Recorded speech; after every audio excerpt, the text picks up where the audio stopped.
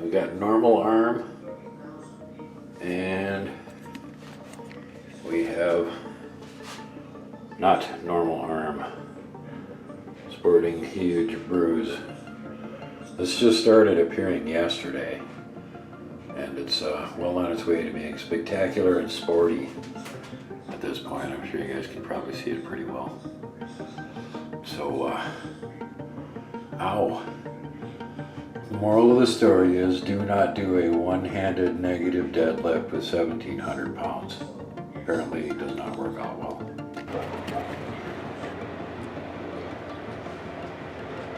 Really cool. There's my camper.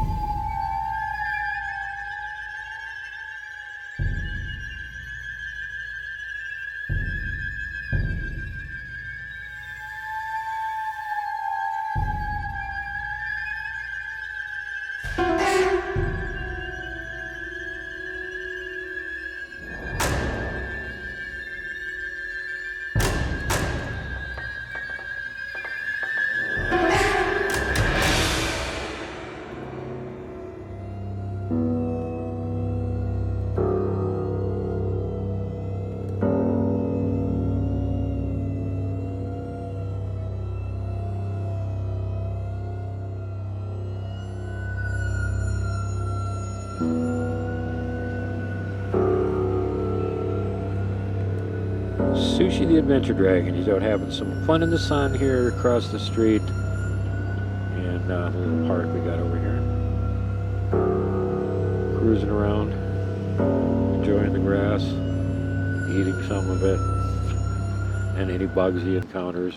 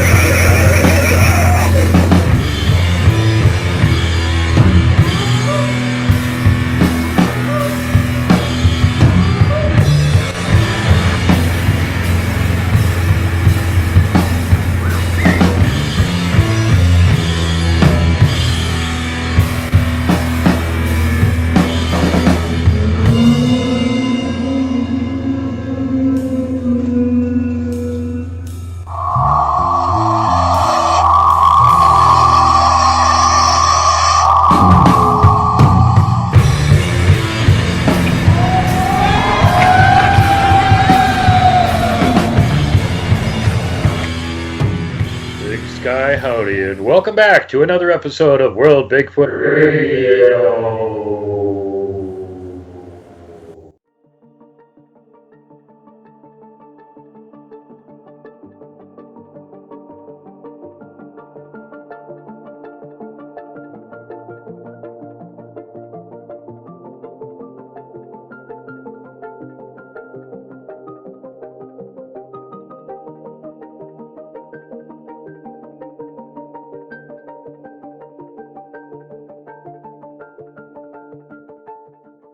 Howdy and welcome back, everybody, and I hope you had a magnificent 250th anniversary celebration of the amazing country in which I dwell, and many of my listeners as well. I recall 50 years ago for the bicentennial, and I was just a little kid. I was out marching in a 4th of July parade, had the buckskins on and a black powder 54 caliber Renegade, and we were firing, like blanks and stuff up into the air, making a big racket, making stinky clouds of sulfurous smoke coming down on the audience of bystanders, and fun was had by all. And here it is, 50 years later. There's no parade in town. And the leftist scum that have control of this town have made fireworks illegal. So big double flip-op to the pieces of crap that run Missoula. Double thumbs down, you suck. Now on to other news. What happened to my arm? Well, I'm going to get to that later on. I have torn my bicep pretty bad. And as I said earlier, 1,750 pound, one arm negative deadlift. Do not try this at home, kids. Lucky I didn't get my arm ripped off or break the bones in it. Other news, going back to a show we did a little bit ago called The Gugwe Are Real. There were 3 clips in there. And contrary to the opinions of the children that showed up and said 2 of them are AI, they absolutely are not. I vetted them. I have methods you know nothing about. They were real. The 3rd one, which I said was not vetted, and I was asking you guys your opinion on it, absolutely fake. Shot in 3 clips, guys with costumes on, BS, thumbs down, no go. All right. So with that, I want to first, before we get back to the cool breakdown of the Dogman picture that we got him on video during the investigation over at Ace's house about 40 miles away from here, a month and a half ago, 2 months ago. There were a ton of cryptids in that video, and I want to thank Denise Duval, Discovering Cryptids, for going through it and pulling out tons of screen captures, which I will be breaking down and showing you guys. I don't know if it's going to be all one gigantic breakdown or maybe in sections, but I've got 2 breakdowns of it on this show. One of them is a orb that one of our viewers spotted, and as it turned out, right next to the orb, basically, there was a Bigfoot. And that was up at the ghost town of Coloma. And the same video later on, where I'm doing the investigation with Ace there, she got photobombed twice. She got photobombed while I was doing the interview with her. There was a Bigfoot standing in the background behind the fence line looking at her. We'll show that later on. In this episode, we're going to show when they were setting up to do the interview between her and the Alternate Planes channel. Not when they were actually doing the interview, but they were just setting up for it. And it was still like twilight. You could see a little bit. And I was just kind of filming them talking. And sure enough, back over her shoulder, right beyond the fence, there's one of the 2 dogmen sitting there watching us. So super creepy. But before we get to that, I want to show you guys some clips from some of the other investigations that we've been doing this summer, or spring actually. And some other interesting video from around Missoula here, just to show you what the non-suck parts of the town are like. So let's get to that. We did the exterior of the building and remove the upper awning. I can stand right on my back porch and see the mountain. And I can see the hang gliders cruising around up on it. So how cool is that?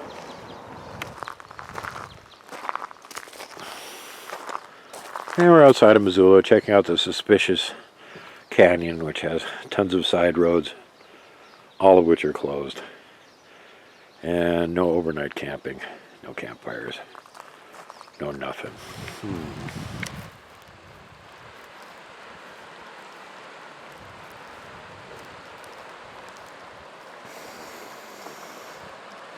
We don't have Lewis and Clark with us, so we're not completely certain, but we believe this could be the Clark Fork River.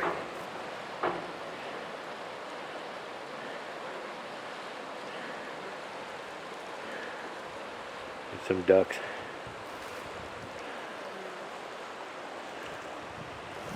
There's a bridge here. We're gonna check and make sure that there's no trolls underneath it.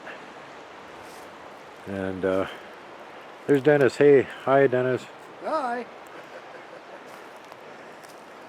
This area has tons and tons of access roads all over the place, and they're all closed off, and there's no overnight camping. Huh. Looks like a nice place to camp. Somebody camped here. I had a fire anyway. But yeah, we're just doing some recon. We're going to try and check out a little bit more around here and then see if we can figure out where Gold Creek is, because I have personally heard 5 sighting reports from that area, and this will be the first time I've had a chance to get up there and check it out. So that is the plan, man, and we'll get back to you. And the bobsled cave at 1,800 feet deep is the second deepest in the continental U.S. The first deepest is right near it, and that's the Tears of the Turtle Cave at 2,000 feet deep. Tears of the Turtle Cave. Yep. Oh my God. In the Bob Marshall National Unreachable Godforsaken Wilderness area. What are we doing? We're walking down a trail. It seems to be endlessly long. We got an endlessly long trail we're walking down here. It is a pretty long trail. And it just keeps going and going and going. My legs are probably going to break before you get there, but we're still looking around. We're going to keep going.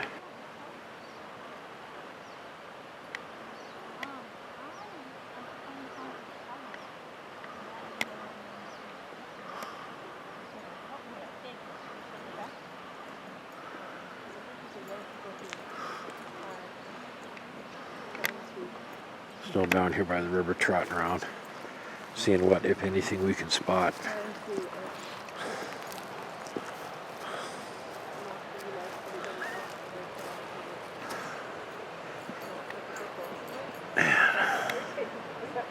Oh, that's pretty cool. It's a pretty cool rock face, isn't it? Yeah. And right over that way is where the nudie beach is during the summer. Yep.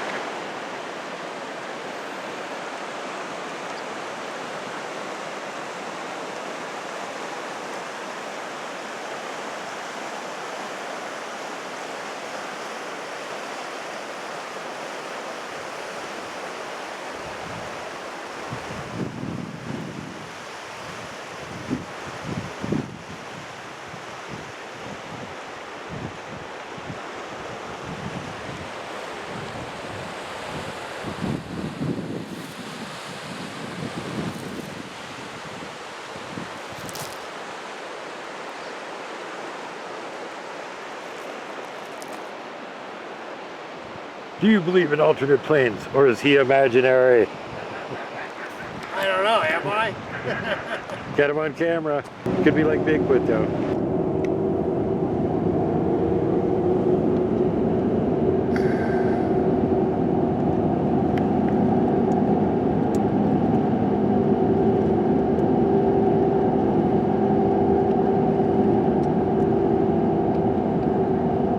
We're on the road to Derby. We're going to visit the Darbarians. Livestock users. Notice it shows a horse, but it doesn't say a horse. So, like, apparently if you're riding a buffalo or something, that's okay too. But don't take your stock beyond the Boulder Lake to Crystal, Turbid, or Dollar Lakes. The trail access to these lakes and the area surrounding them is very fragile. Continued livestock use will cause long-term damage to these areas. So, march your happy butt in by yourself.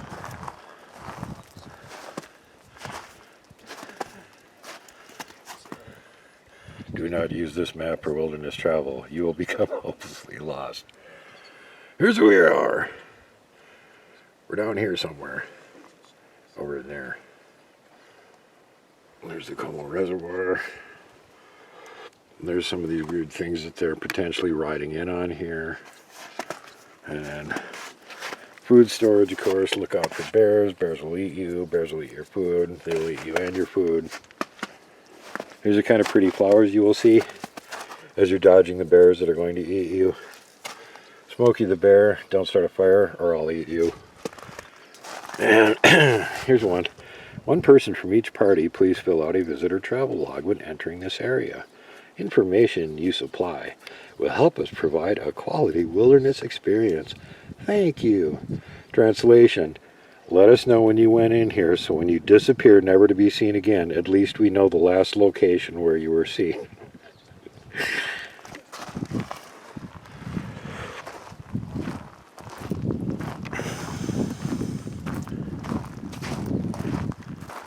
Boulder Creek Trailhead. Little sign there saying put your campfire out or Smokey Bear will eat you.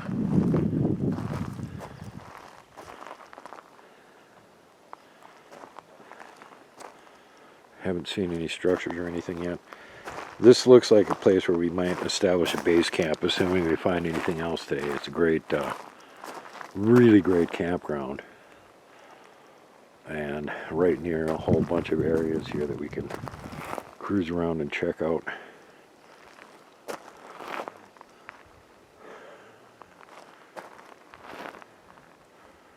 There's the alternate planes mobile. They're getting ready to put the drone up. We're going to get some drone video. See what it looks like. Similar to a couple of the other areas that I've been to that do have high activity of Bigfoot. Huge boulders So we'll see if that carries any significance, if we can find anything around here. There has been reports from around here. I was just on the phone to Kelly Shaw a little bit ago, and he was up here south of here in Sula, and there was a report of 2 locals seeing 2 Bigfoot basically chase them out. So yeah, and there were, right around this area, there were a lot of Bigfoot sightings back in the 1970s. There was a whole flap. And of course we have ongoing reports of people simply disappearing from the Selway Bitterroot. So let's go look at this map again.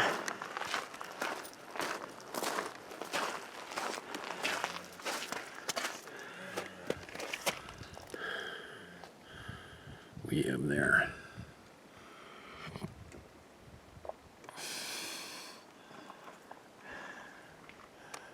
There's the Selway Bitterroot. That's dark green. So we are like right next to it. Note goes on. You will disappear. Something will eat you. All right. We're walking a little ways down the horse trail. Right next to it. Yeah, so what, Duke? It's a tree that got bent over from snow loading. No. Look, it's pinned. See what's pinning it? This tree that's got it pinned fell this direction. And how did it catch the top of this one that was standing over here? And if you look in the background, there's a snap right there.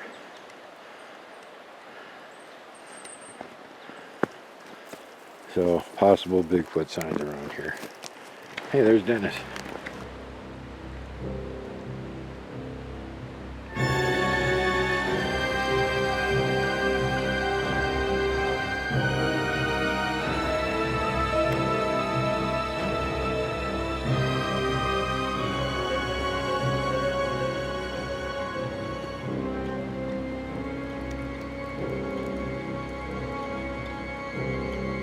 I don't know if that's a Bigfoot or not.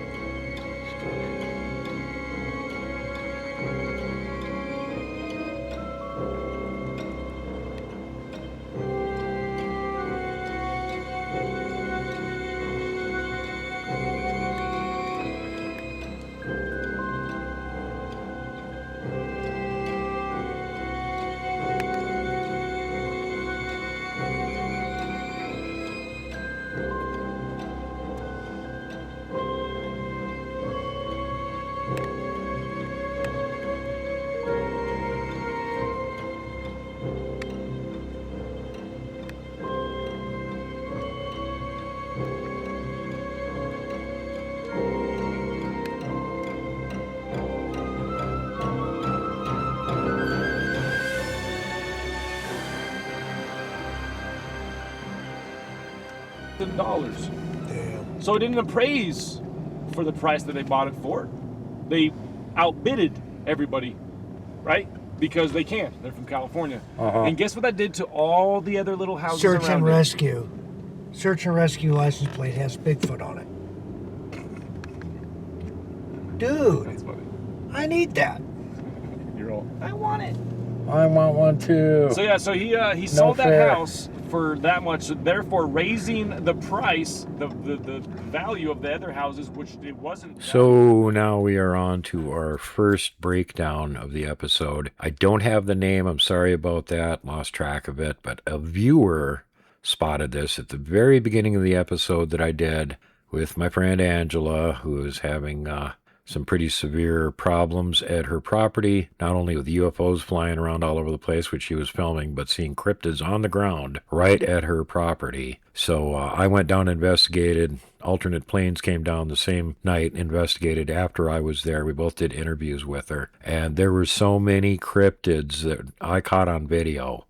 It's just mind-boggling. So you're going to be seeing a lot of these coming up, thanks to Christy Sci-Fi, TKS, and Denise Duvall at Discovering Cryptids, who have been going through this thing, pulling out screen capture after screen capture after screen capture. Short version, we've got at least 5 Bigfoot and 2 Dogmen in that video. And before we get to that, at the beginning of that same video, I was up at the ghost town of Coloma, just doing a brief visit, and while I was there, I did a pan around, and at the beginning of the pan, one of my viewers said, "Hey Duke, that looks like an orb." So, yeah, it does look very much like an orb. So I'm going to show you that clip from the very beginning. I'm not showing the entire thing, just the relevant section, and then see if you guys could spot anything in there, and we're going to go back and take a closer look at it.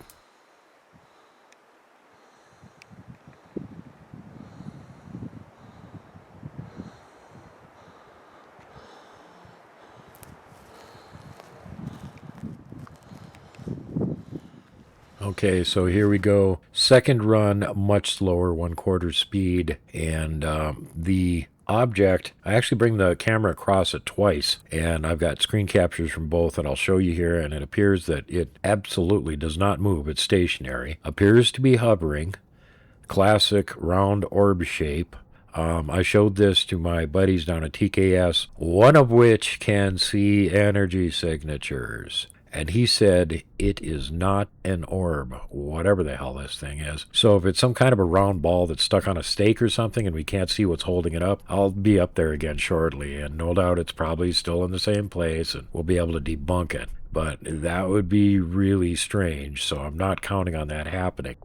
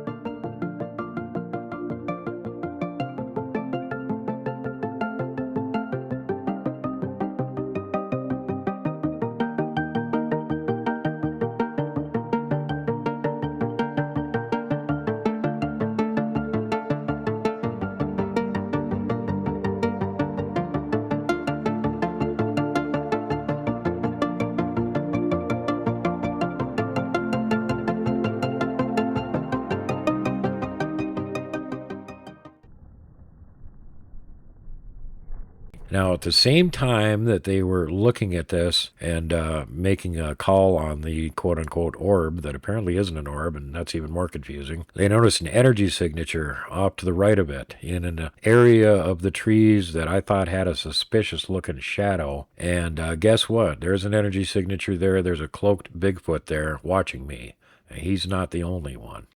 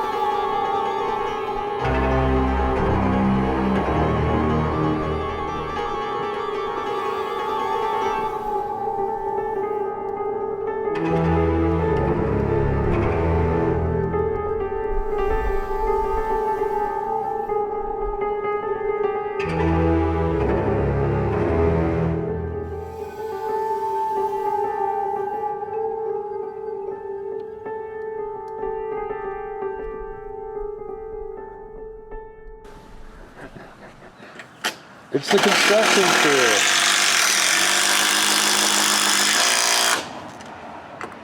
These guys are literally 1 billion times faster than the siding guys. And they're about 1,000 times faster than the roofing guys. You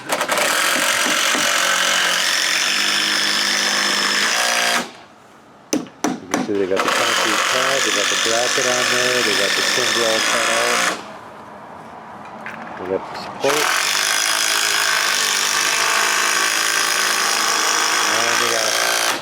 The 2 work hounds.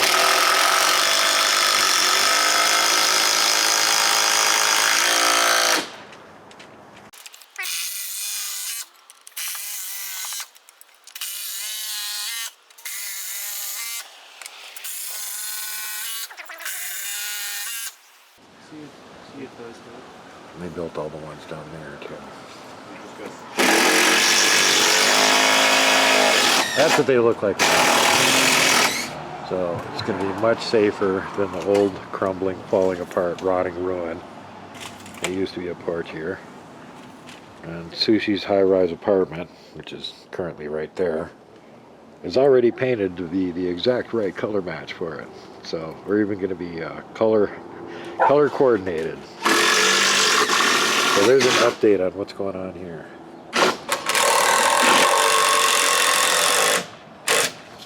How's that for a freaking cool tool, huh?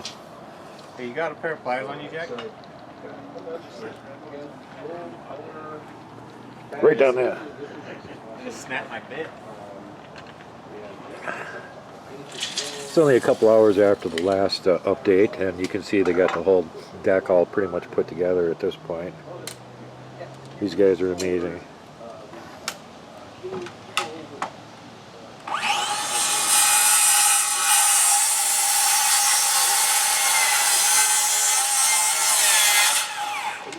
Extra sweet.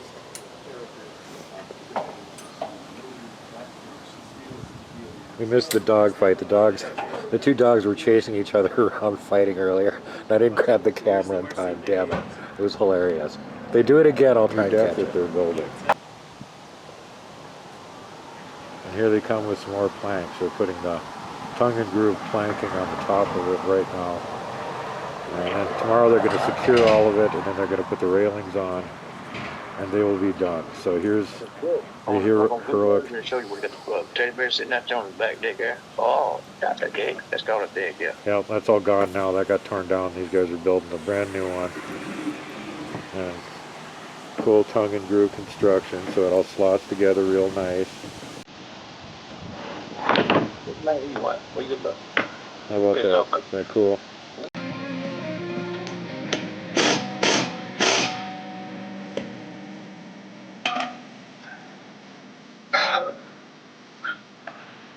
Just checking to make sure that it's nice and level. Got the other one already up. The job is progressing nicely. Get a Nike beater.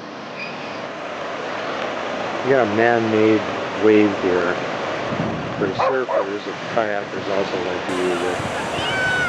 Right downtown Missoula.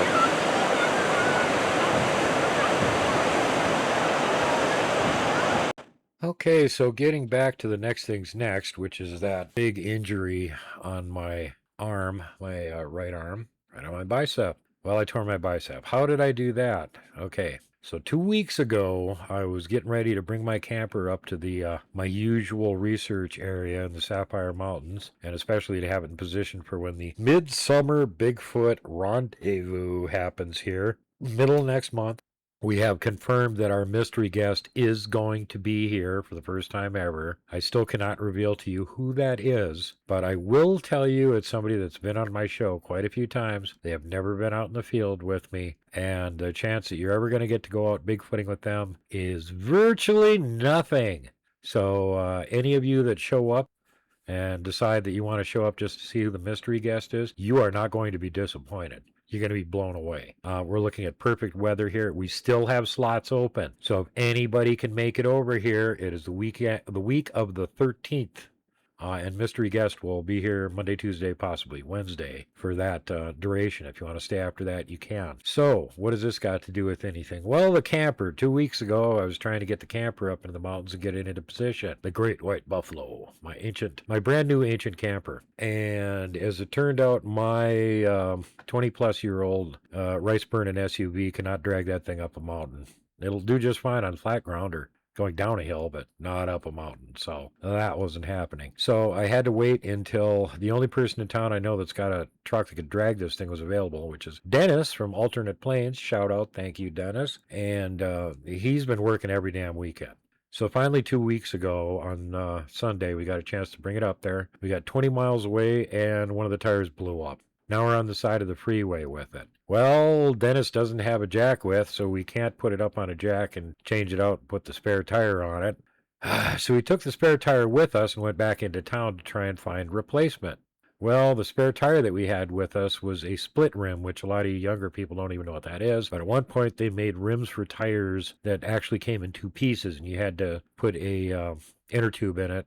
And so these things are like old, out of style, difficult to get parts for, difficult, not impossible to get the tires for. So we checked all over town. There was only one place that could even work on it on a Sunday, which was Les Schwab. And as usual, the Les Schwab right near me was 100% useless and 100% ineffective. But they said go try the other one across town, which are 100% overpriced and 90% ineffective. But they said they could actually change it out, and it would take them till Thursday to get the tire in, which does not work out well at all, considering I got 48 hours to get it off the freeway, or it's going to get towed away at my expense plus $100 a day impound fee, which I couldn't afford that either. So last Sunday I asked you guys, anybody that can help, please pitch in, help me cover the cost on this so that I get it fixed. Well, on Monday night, we went out, we put the spare on it, because that's the only thing we had at that point, and luckily it had broken down right next to a freeway exit, so we drug it off the exit, and we went down the access road along the freeway at 15 miles an hour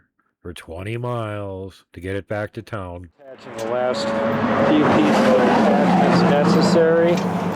We got the spare tire on. The spare tire is what we took into town with us for reference. And as you can see, it's a split rim. Well, here's the weird thing. The other one that blew up was not a split rim. This one is not a split rim. WTF, guys. It sure ain't looking like it's in very good shape, huh? Yeah, so pray for us. Even after the fact, it'll go back in time and help that we actually make it to town before one of these other tires blow up, because we don't have a spare at this point. So we're going to be going never-ending story at about 10 miles an hour down the service road trying to make it back into town. So boy oh boy. Drug it up to the shop, which we had found another one that said they could do the job and cheaper than Les Schwab. So we drug it over there. And as it turned out, the next day they had the tires in, they had replaced them, and they moved the camper, which this became a problem, because where they had moved it to, I could not get the ball hitch underneath the damn thing. And I had come there at like 5 o'clock and paid what it cost, because that's when they closed, but I didn't want to try and drag it out of there in the middle of peak traffic. So I said, well, I'll come back later and get it. They said, that's fine. So I get back there at 8 o'clock and not much traffic at that point, but now I can't get the thing on my vehicle. So luckily there was still somebody messing around in the garage there doing mechanical stuff. They apparently just finished. And I got one of them to help me with a forklift, come out there with a forklift, pick the thing up so we can get it on the ball hitch. Well, he's got it up on the forks, and I'm holding on to it, trying to maneuver it just a little bit so we can get it to drop down onto the hitch, and he drops the camper. So now I'm hanging on to it with one arm, and I didn't really have time to even try and let go of it. I mean, I guess I could have, but it didn't occur to me. All of a sudden, I've got this massive weight, and instead of just letting it go and letting it slam into the ground, I lowered it, so it went thud instead of kablamo. And I shouldn't have done that because, abruptly I'm doing a My camper weighs 3,500 pounds, and assuming the weight's evenly distributed and I've only got half the weight, I'm still doing a negative deadlift one-armed with 1,700 pounds. So I tore the shit out of my bicep, and you'll get to see that here in a second. So I managed to get the thing, even with my torn up arm. I got it back over to the apartment here, and then the following Saturday, we had 5 days of rain, and we had like about a 4 or 5 hour window on Saturday where it wasn't raining. Dennis came over, we grabbed the camper with the new wheels on it and brought it up to the campsite, which is where it's at right now, ready to go. And I just want to thank everybody that contributed to that effort, especially Dennis and Jerry Brandenburg. And here's a list of all the other names, everybody that pitched in to help me with this disaster. I love you guys. Thank you so much for all your help. Okay, we got normal arm, and we have not normal arm, sporting huge bruise. This just started appearing yesterday, and it's well on its way to being spectacular and sporty at this point. I'm sure you guys can probably see it pretty well. So, ow. The moral of the story is, do not do a one-handed negative deadlift with 1,700 pounds. Apparently it does not work out well.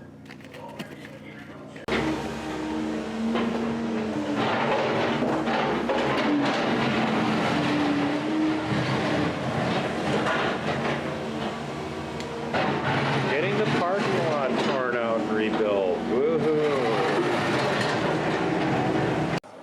In my trailer.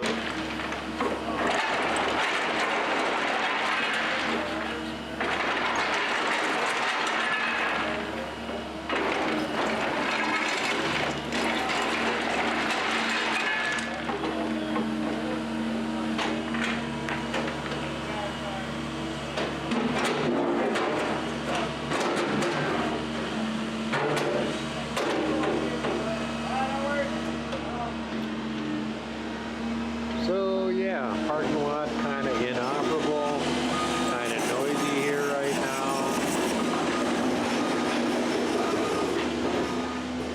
It's a never-ending.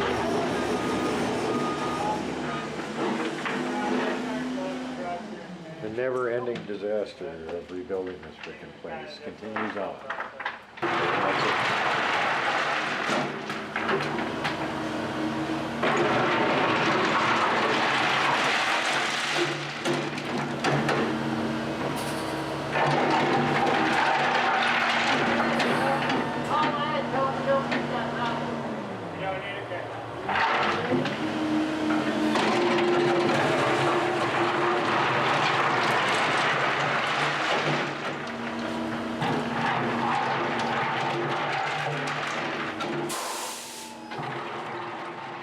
Okay, and finally, what you all came for and are looking forward to seeing here, jaw-droppingly weird, a eyewitness being interviewed getting photobombed by a dogman.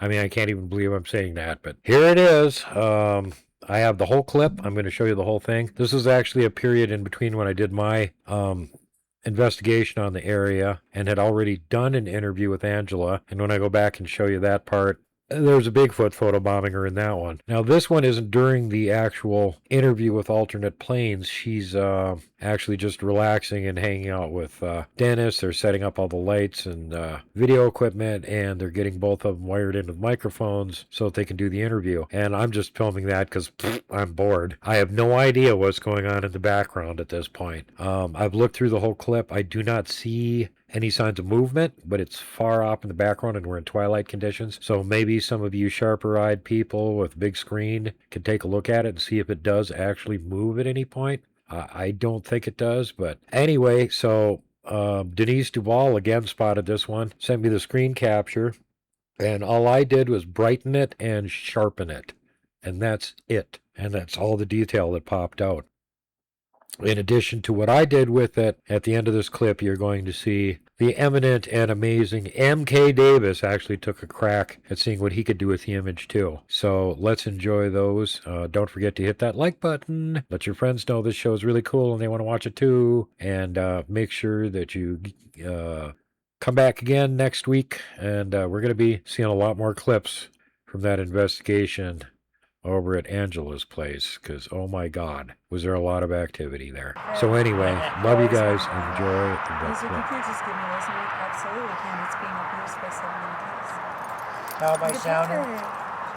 How am I sounding? Test 1, 2, 3, 4. Hold on 1 second. How old are you? Something's interfering with the audio right now. 55. What?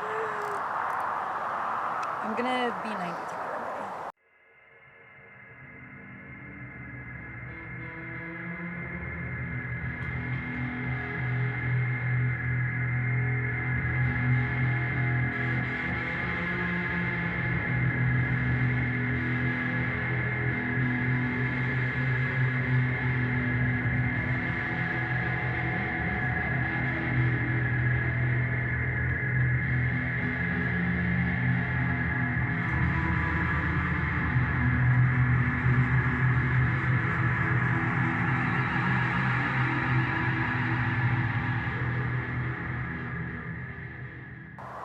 In my flesh body.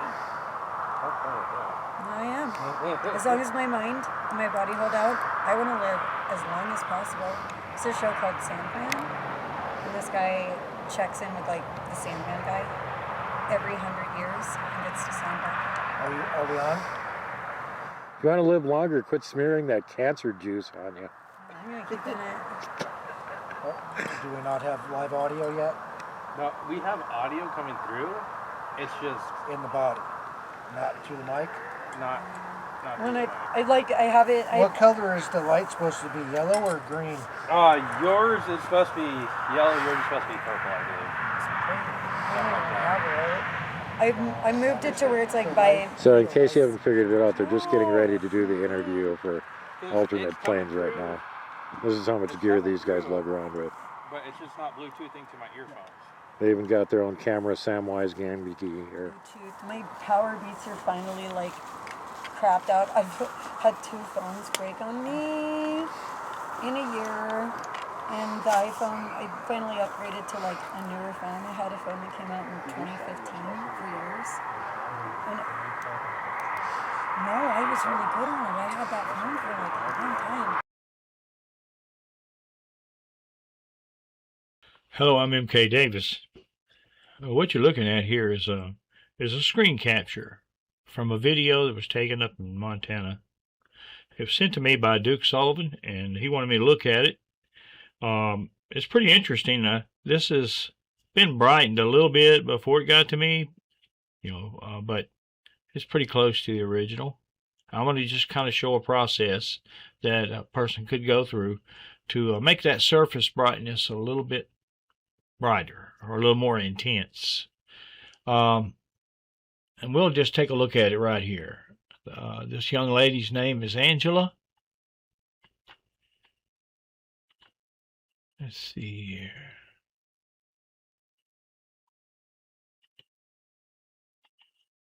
There we go.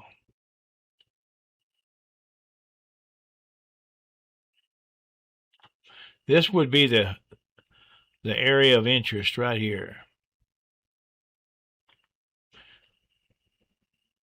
Now this has been brightened because it's been what you call filtered or put through a prism, split off into independent colors. This right here, yellow, is all the information in yellow. Almost disappears.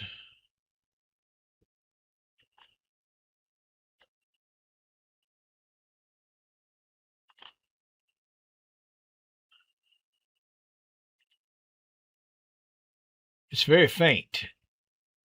You can see it right there.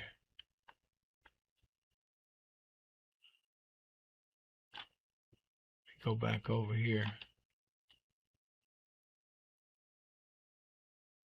You can barely make it out when the information is in yellow. What I'm going to do is take this. This is the information that a computer would use to print very faint things. It's displayed in black and white. It's they call it K. And the surface brightness just jumps. Oh, wrong one.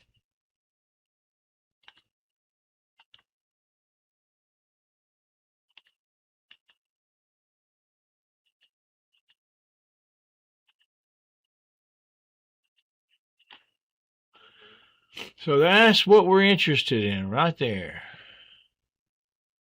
Let me go, and that's at 34%.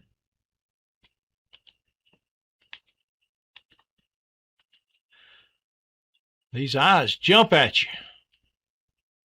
Now, if that's what it is, and I have to say that, you know, you got you try to get a conclusion, but there's always some percentage of doubt. Now, this may indeed be what they call a dogman. Certainly, I didn't have any problem seeing it in a photo.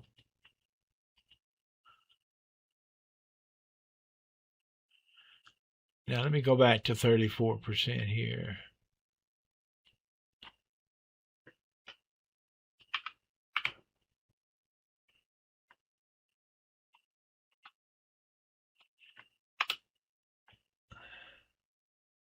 All right, 34%. And I'm going to just cut it out of there and go back to the original and overlay it.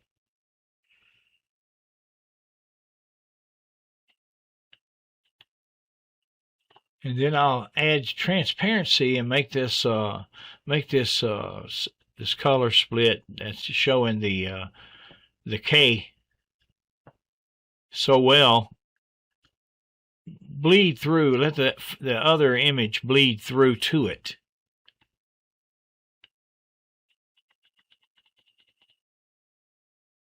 The purpose of that is to recover some of the color, but maintain the surface brightness. Okay, here we go. I got it right now on 40% transparent. You can go back and forth if you wanted to. It goes all to the K image. And then I can go all the way to nothing but the original.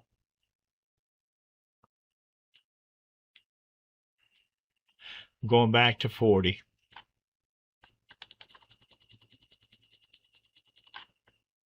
All right.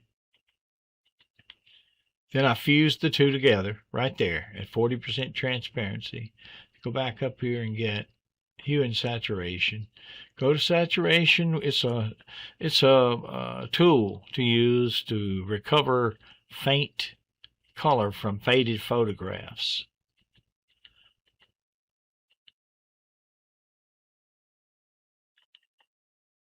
How about that? Still got this surface brightness, but it's got some of its color back.